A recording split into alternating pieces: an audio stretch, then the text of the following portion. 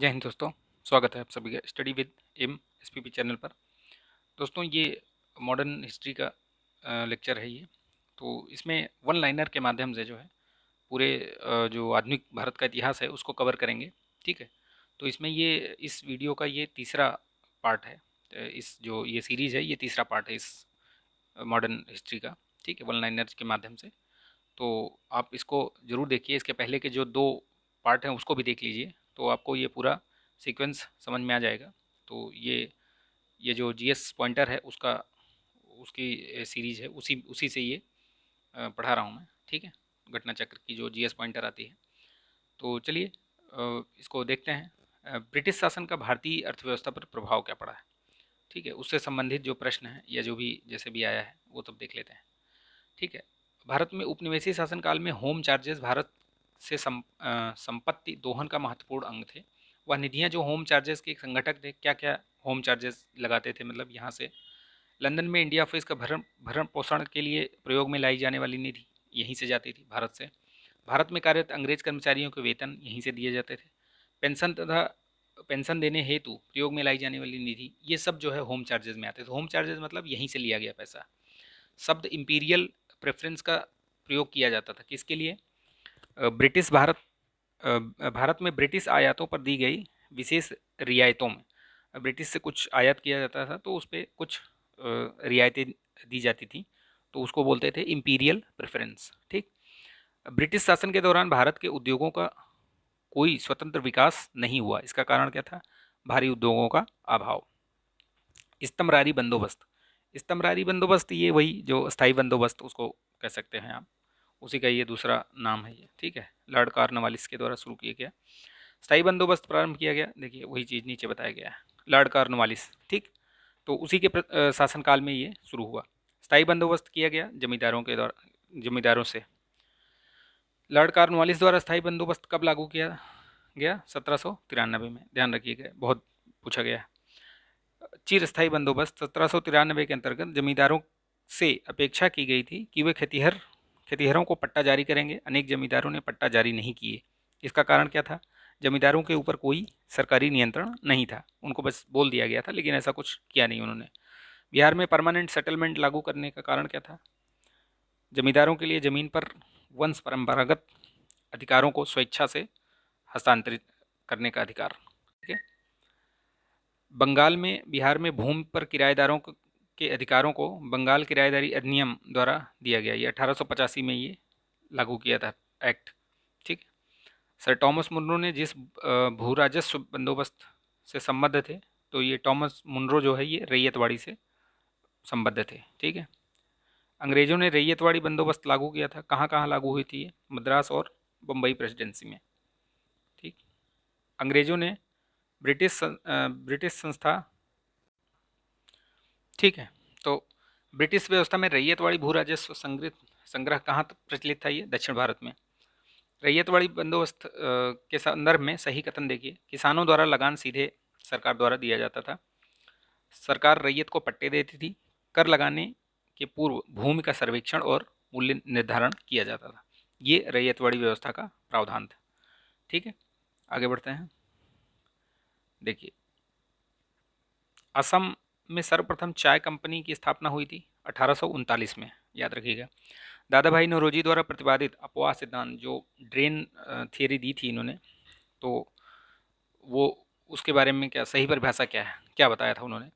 भारत की राष्ट्रीय संपदा का एक भाग अथवा कुल वार्षिक उत्पाद ब्रिटेन को निर्यात कर दिया जाता था, जिसके लिए भारत का कोई वास्तविक प्रतिफल नहीं मिलता था। इन्होंने जो ये ड्रेन ऑफ वेल्थ ये थियरी दी थी, तो ये किस लेख में ये प्रकाशित हुआ था? ठीक है, ये बताइएगा आप, क्वेश्चन बताइएगा ये आप, किस में कहाँ पे प्रकाशित हुआ था फर्स्ट टाइम? ये क्या, कौन सा था वो? कोई बुक थी, कोई लेख था, क्या था, उसका क्या नाम था, बताइएगा। ठीक। अंग्रेजों के शासनकाल में भारत के आर्थिक दोहन का सिद्धांत प्रतिपादित किया था दादा भाई नौरोजी ने। निकास के सिद्धांत का प्रतिपादन किया था दादा भाई नौरोजी ने। भारत में उपनिवेशवाद का या के आर्थिक आलोचक कौन कौन थे? तो दादा भाई नौरोजी, जी सुब्रमण्यम अय्यर तथा आर.सी. दत्त, ये तीनों लोग थे, याद रखिएगा।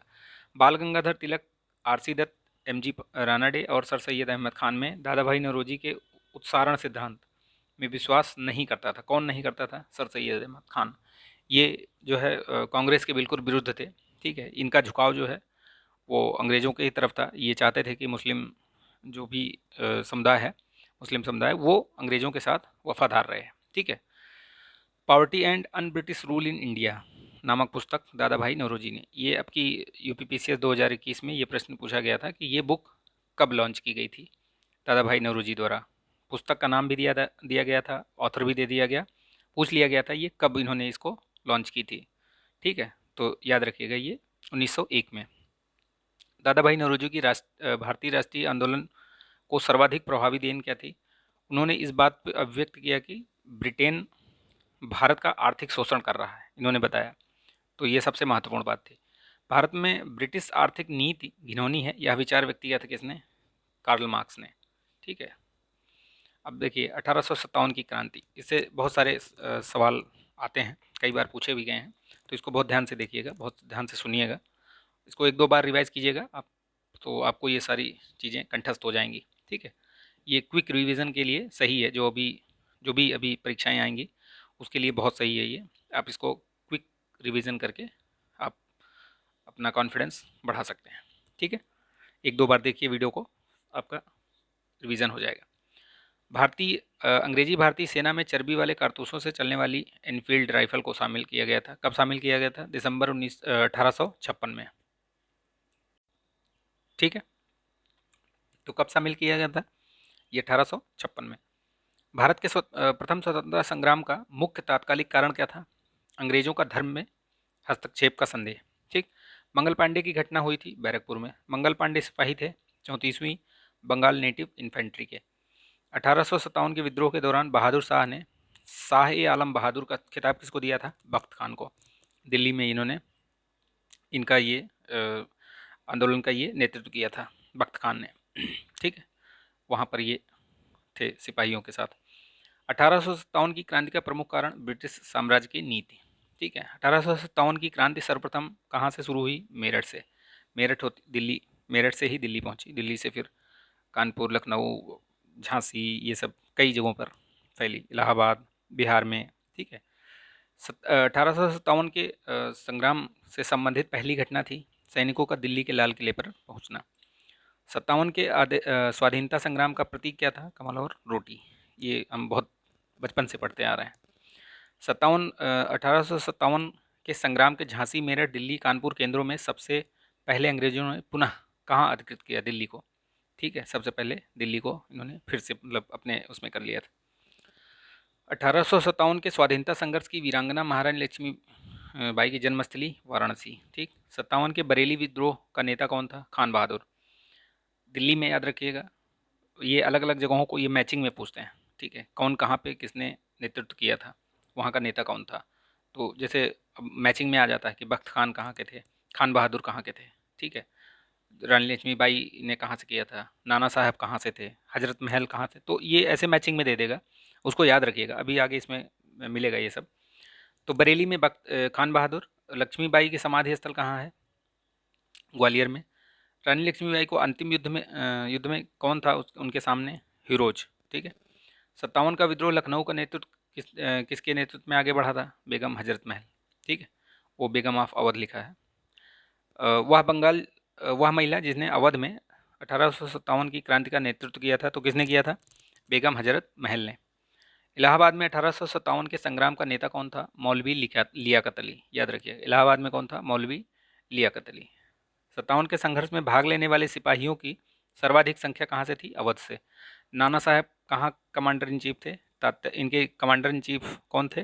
तात्या टोपे। अजीमुल्ला खान के सलाहकार, अजीमुल्ला खां किसके सलाहकार थे? वो नाना साहब ने ही उनको नियुक्त किया था सलाहकार, अजीमुल्ला खां को। वर्ष 1857 में वर्ष 1857 में वर्ष 1857 के विद्रोह के संदर्भ में नाना साहब कुंवर सिंह, खान बहादुर खान, तात्या टोपे से, जिसे उसके मित्र ने धोखा दिया था, अंग्रेजों ने बंदी बनाकर उसे मार दिया था, तो कौन था वो? तात्या टोपे। ठीक है, तो इसमें देखिए तात्या टोपे को उनके एक मित्र ने धोखा दे दिया था और उनको वहाँ पकड़ के वहीं मतलब बंदी बना के उनको मार दिया गया था, फांसी चढ़ा दी गई थी। 1857 के क्रांतिकारियों में जिसका वास्तविक नाम रामचंद्र पांडुरंग था, तो याद रखिए तात्या टोपे को, इनका वास्तविक नाम यही था, रामचंद्र पांडुरंग। कुंवर सिंह, इन्होंने कहाँ किया था विद्रोह, नेतृत्व कहाँ किया था विद्रोह का, बिहार से, ठीक है। पटना से वही राजपूत कुंवर सिंह, ठीक है। असम में किसने किया था, दीवान मनीराम दत्त। 1857 के विद्रोह का बिहार में 15 जुलाई 1857 से 20 जनवरी 1858 तक केंद्र था जगदीशपुर, तो वही थे वो, जगदीशपुर से ही, ठीक है। जगदीशपुर का वह व्यक्ति जिसने 1857 के विप्लव में क्रांतिकारियों का नेतृत्व किया था, कुंवर सिंह, जगदीशपुर के राजा थे ये, ठीक है, कुंवर सिंह। 1857 की क्रांति में अंग्रेजों व जोधपुर की संयुक्त सेना को पराजित करने वाला आउवा के ठाकुर कुशल सिंह थे, ठीक है, याद रखिएगा। अजमेर, जयपुर, नीमच तथा आउवा में राजस्थान में 1857 की क्रांति का केंद्र नहीं था, तो जयपुर नहीं था, ठीक है। चंद्रशेखर आज़ाद, रामप्रसाद बिस्मिल, सादत खान तथा माखनलाल चतुर्वेदी में से 1857 में अंग्रेजों से संघर्ष किया था, किसने, सादत खान ने, बाकी सब तो बहुत बाद में पैदा हुए थे, ठीक है। मौलवी अहमदुल्ला शाह, मौलवी इमदादुल्ला, मौलाना फजले हक खैराबादी तथा नवाब लियाकत अली में से 1857 के विद्रोह में अंग्रेज़ों का सबसे कट्टर दुश्मन कौन था, तो ये मौलवी अहमदुल्ला थे। ये इन्होंने जो फैजाबाद वाला क्षेत्र है ना, वहाँ पर इन्होंने आतंक मचा रखा था, ठीक है। 1857 के विद्रोह को देखने वाले उर्दू कवि मिर्ज़ा गालिब, ठीक। सुप्रसिद्ध उर्दू शायर मिर्ज़ा गालिब का मूल निवास कहाँ था, आगरा में पैदा हुए थे। आज़ादी की पहली लड़ाई 1857 में भाग नहीं लिया था, किसने, भगत सिंह ने। वो ऑप्शन, मतलब इसमें डायरेक्ट लिखा गया है, वो ऑप्शन में 3 नाम रहे होंगे, एक नाम इनका भी रहा होगा, तो वो ऑप्शन में दिया गया है, ठीक। नेक्स्ट देखते हैं।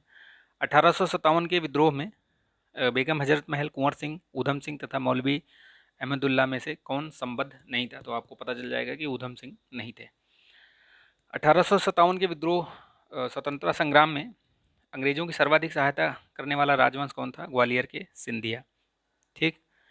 भारत में शिक्षित मध्यम वर्ग ने 1857 के विद्रोह में तटस्थता बनाए रखी, इन्होंने भाग नहीं लिया था, ठीक है, न इधर न उधर।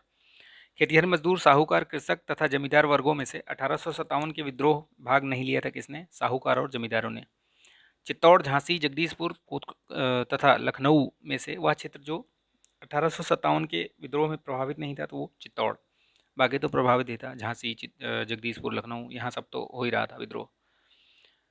बिहार के दानापुर, पटना, आगरा, मुजफ्फरपुर, मुंगेर में से 1857 के विद्रोह से अप्रभावित भाग कौन सा था, मुंगेर, ठीक है। बख्त खां, अब देखिए जैसे वो मैचिंग की बात कर रहा था मैं, तो बख्त खां दिल्ली, मौलवी अहमदुल्ला अवध, कुंवर सिंह आगरा, आरा, नाना साहब कानपुर, ठीक है। इसमें देखिए ये भी सुमेलित वाला आया था, तो इसमें झांसी में रानी लक्ष्मीबाई, लखनऊ में बेगम हजरत महल, कानपुर में अजीमुल्ला खान, फैजाबाद में मौलवी अहमदुल्ला, ठीक है।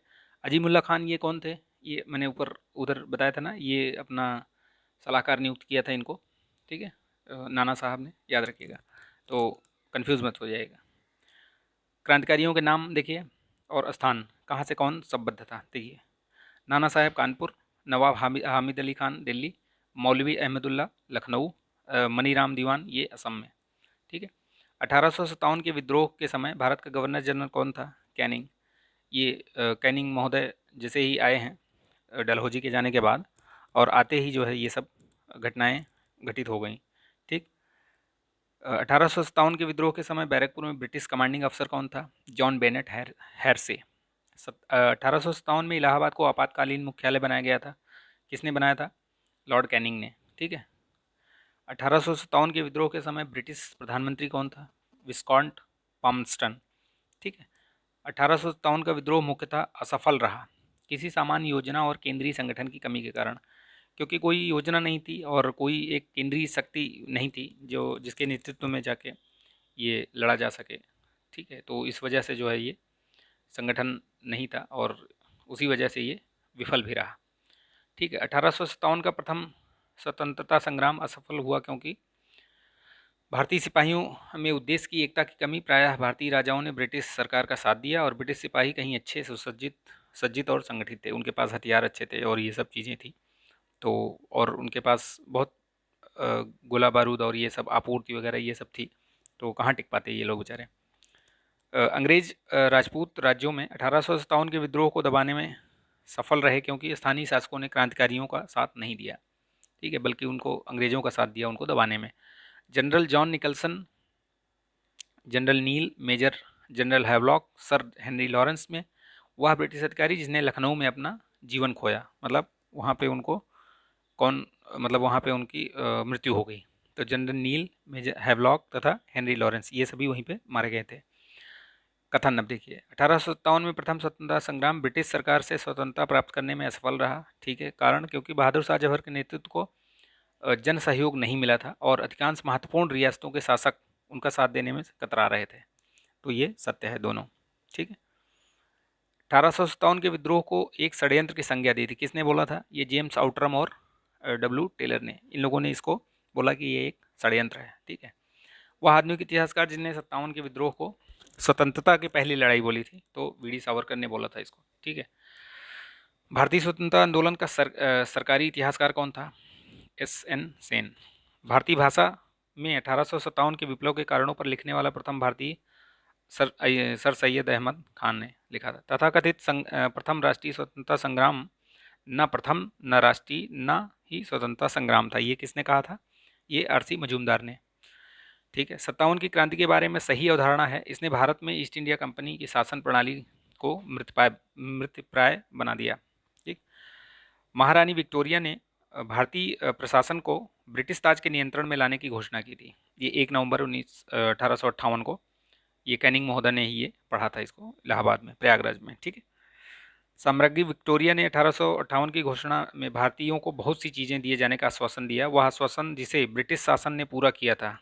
रियासतों को जो हड़पने वाली नीति थी उसको समाप्त कर दिया था इन्होंने, ठीक है। जो हड़प नीति डलहौजी कर रहा था उसको इन्होंने बोला कि नहीं, जो भी एज इट इज़ है स्टैंड स्टिल रहने दीजिए, ठीक।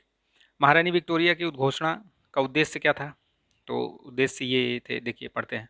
भारतीय राज्यों को ब्रिटिश राज्य में मिलाने के किसी भी विचार का परित्याग करना, भारतीय प्रशासन को ब्रिटिश क्राउन के अंतर्गत रखना, ठीक है। तो ये उसका उद्देश्य था। पब्लिक सर्विस आयोग, पील आयोग, हंटर आयोग तथा साइमन कमीशन में 1857 के विद्रोह के दमन के बाद भारतीय फौज के नवगठन से संबंधित कौन सा था? ये पील पील कमीशन, याद रखना, काफ़ी महत्वपूर्ण है, कई बार पूछा भी गया है ये। खैर इसमें जो भी जो जितने भी ये वन लाइनर है ये किसी न किसी आयोग द्वारा पूछे गए हैं। MPPCS, UPPCS, BPSC, UKPSC, RAS, किसी सभी, मतलब इनमें मिक्स है, वो किसी न किसी उसमें पूछे गए हैं, चाहे वो IS UPSC से ही पूछे गए हों IS के एग्ज़ाम में, ठीक है। 1857 के विद्रोह के बाद ब्रिटिश सरकार ने सिपाहियों का इन प्रांतों में चयन किया था, कहाँ कहाँ से? गोरखा, सिख एवं पंजाबी उत्तर प्रांत से, ठीक। तो आज इस वीडियो में यहीं तक रखते हैं इसको, ठीक है। नेक्स्ट वीडियो में अन्य जन आंदोलन के बारे में पढ़ेंगे और इससे आगे की चर्चा करेंगे, ठीक है। तो इसमें यहीं तक रखते हैं। आई होप कि ये वीडियो आपको पसंद आया होगा। पसंद आया तो लाइक कीजिए, शेयर कीजिए अपने दोस्तों में, और अगर आप चैनल पर नए हैं तो चैनल को सब्सक्राइब कर लीजिए और जो बेल दिख रही है, बेल आइकॉन, उसको प्रेस कर लीजिए ताकि वीडियो का नोटिफिकेशन आपको मिलता रहेगा, ठीक है। तो मिलते हैं नेक्स्ट वीडियो में, तब तक के लिए आप अपना ध्यान रखिए, स्वस्थ रहिए, मस्त रहिए, बिंदास रहिए। जय हिंद।